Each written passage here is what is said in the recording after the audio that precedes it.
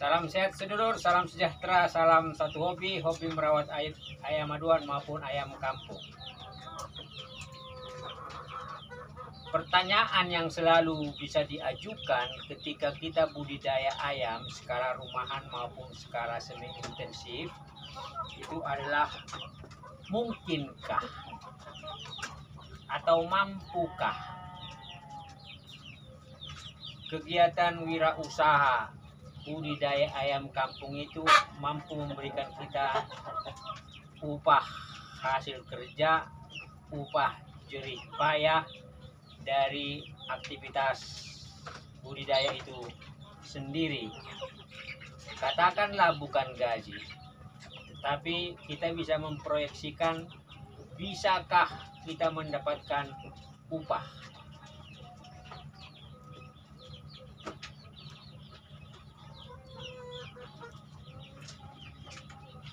Sehingga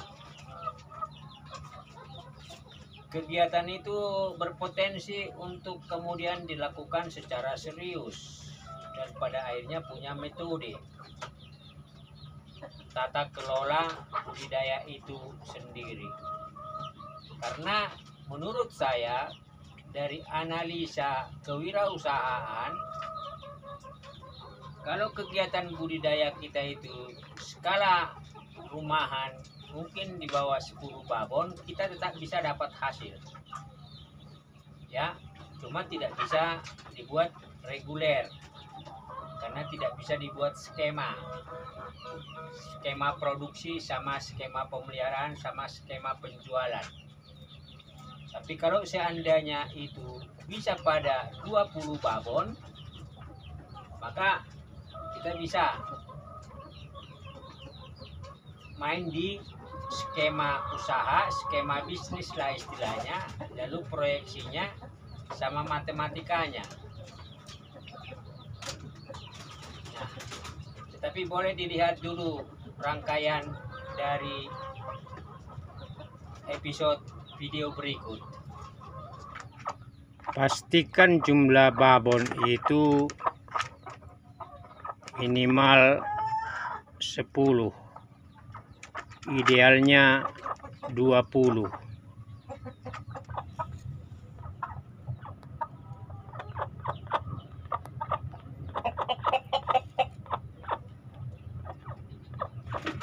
Kenapa idealnya 20?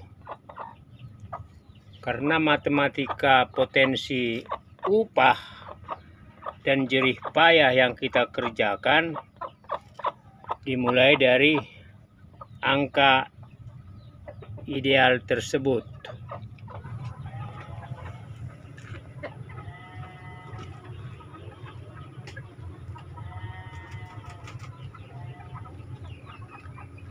Tiga, 6.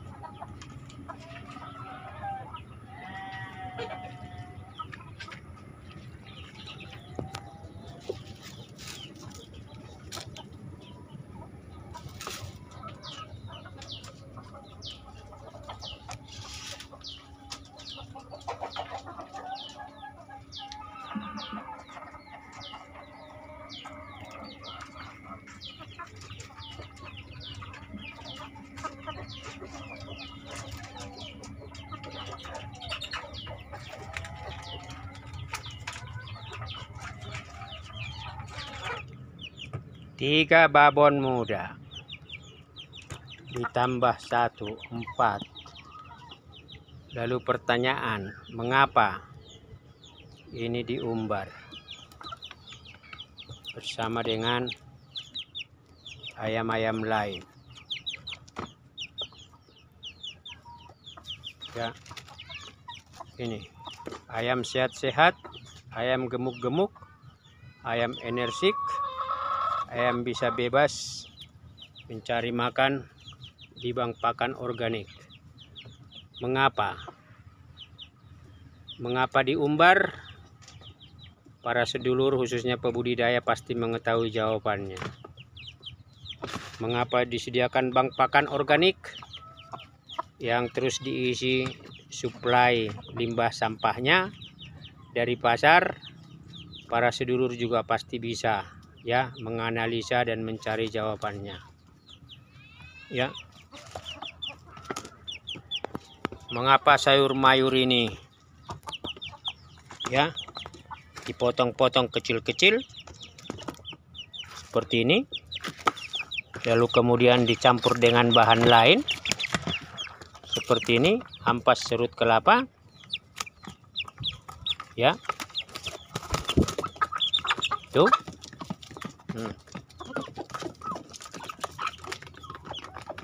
tuh ya, tuh full mineral, full minyak nih, tuh.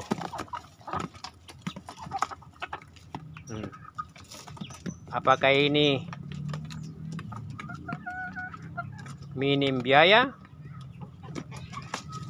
Apakah ini kita hanya mengeluarkan biaya yang lebih sedikit ya, hanya dengan mencoba melihat potensi di lingkungan kita, mungkin di rumah, limbah rumah tangga, limbah dapur, apa mungkin limbah pasar seperti ini ya. Perhatikan, temboloknya itu sudah gede-gede, dan ini ayamnya gemuk-gemuk ini, babon-babon ini sama babon tua ini, lihat ini, asik makan. Nah, mengapa?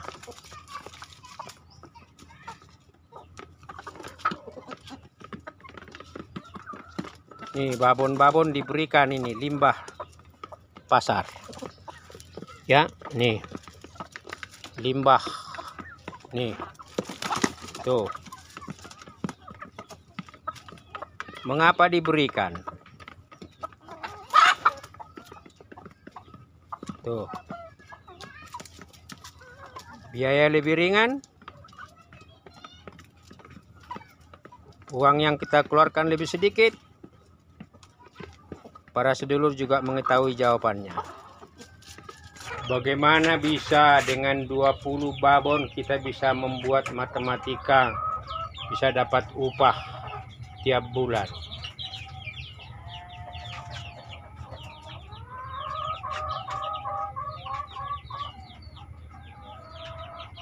Yang kedua,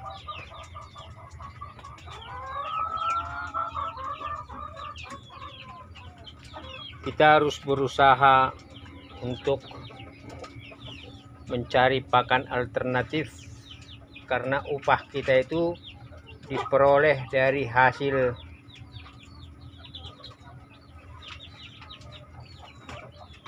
efisiensi pakan. 20 itu memastikan kita akan memperoleh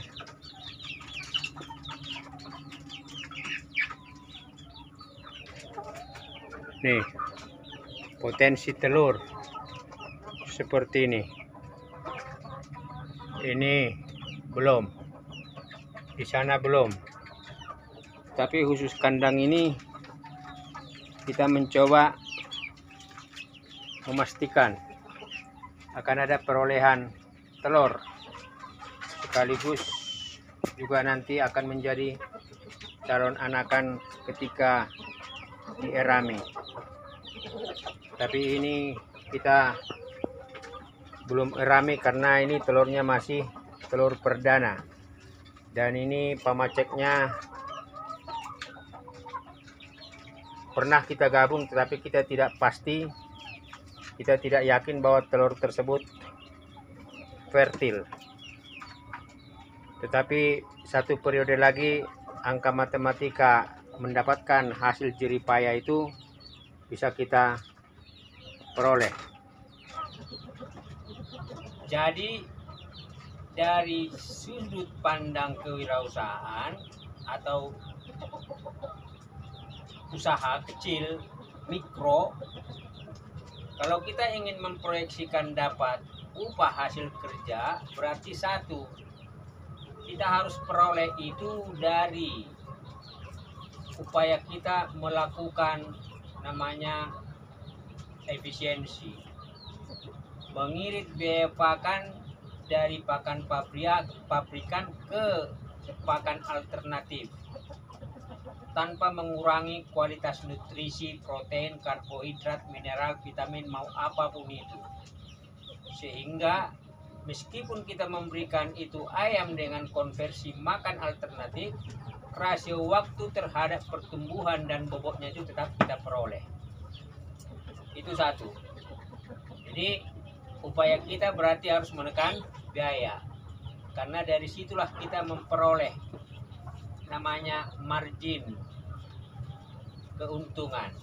Nah, yang kedua itu adalah dengan mengumbar, ya. Apalagi mungkin kalau lingkungan kita itu kondusif, kita bisa menciptakan seperti saya itu bank pakan atau rerumputan, atau mungkin juga sumber-sumber daya yang ada di lingkungan yang bisa kita olah dan manfaatkan.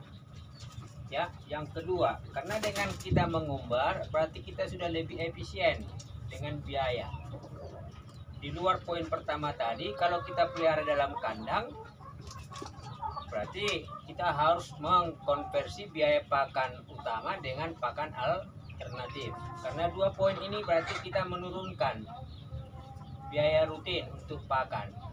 Itu berarti potensi yang ketiga, berarti kita harus membuat skema penjualan, ya, dari mungkin telur, mungkin anakan, mungkin juga yang sudah di-upgrade, diseleksi, untuk pada akhirnya setiap bulan kita katakanlah bisa menjual 20 ekor anakan ayam, bisa menjual telur, ya, katakan juga lah 25 butir telur.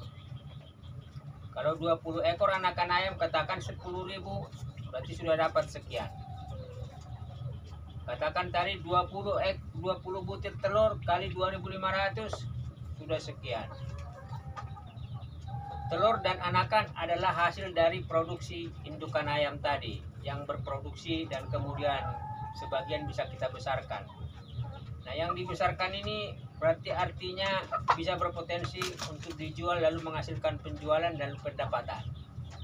Dengan tadi pola 1 pakan alternatif, pola 2 diumbar, pola 3 berarti bagaimana meningkatkan produksi dari babon yang kita peroleh, kan? Karena kenapa? Kalau misalnya 20 babon kali 5 telur saja sudah 100. Tadi kita hanya katakan proyeksikan itu telur dijual 20. Jadi anakan katakan 25.